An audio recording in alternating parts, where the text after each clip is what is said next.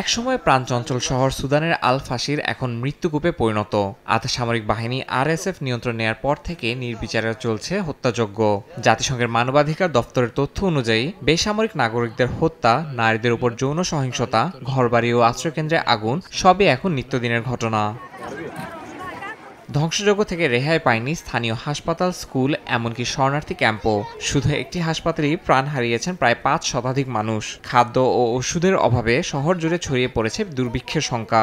আরএসএফের এক কমান্ডার অবশ্যই এসব অভিযোগকে মিডিয়ার অতিরঞ্জন বলে দাবি করেছেন। তার ভাষ্যমতে এটি সরকারের ব্যর্থতা ঢাকতে বানানো গল্প।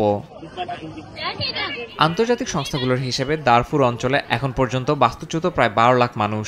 প্রতিবেশী দেশ চাদে আশ্রয় নিয়েছে আরও ২.৫ লাখ শরণার্থী। ডক্টরস উইদাউট বর্ডার্স জানাচ্ছে, অপুষ্টি ও পানির অভাবে মারা যাচ্ছে বহু শিশু। জাতিসংঘের খাদ্য সংস্থা হুঁশিয়ারি দিয়ে জানিয়েছে, সহায়তা না বাড়ালে এ সংকট রূপ নেবে ভয়াবহ দুর্ভিক্ষে। এই পরিস্থিতিতে পশ্চিমাদের অভিযোগ, আরএসএফকে অস্ত্র ও অর্থ দিচ্ছে সংযুক্ত আরব আমিরাত। যুক্তরাষ্ট্র, যুক্তরাজ্য সহ কয়েকটি দেশ বলছে, অভিযোগের সুষ্ঠু তদন্ত না হওয়া পর্যন্ত আরব আমিরাতের সঙ্গে অস্ত্র বাণিজ্য বন্ধ রাখা উচিত। তবে সব অভিযোগ প্রত্যাখ্যান করেছে ইউএই।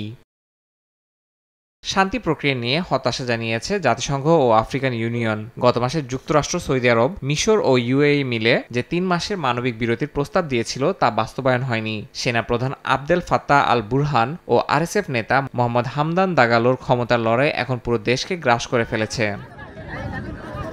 ২০১৯ সালে প্রেসিডেন্ট ওমর আল বশিরের পতনের পর এক সময়কার সহযোগী এই দুই নেতা পরিণত হয়েছেন রক্তক্ষয়ী শত্রুতে।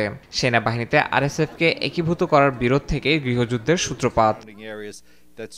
জাতিসংঘ মহাসচিব বলেন, সুদান এখন নরকে পরিণত হয়েছে। বিশ্লেষকদের আশঙ্কা, এই সংঘাত যদি থামানো না যায়, আফ্রিকার শৃঙ্গ জুড়ে ছড়িয়ে পড়বে নতুন অস্থিতিশীলতার ঢেউ। ইয়াসির মোহাম্মদ জিসান, সময় সংবাদ।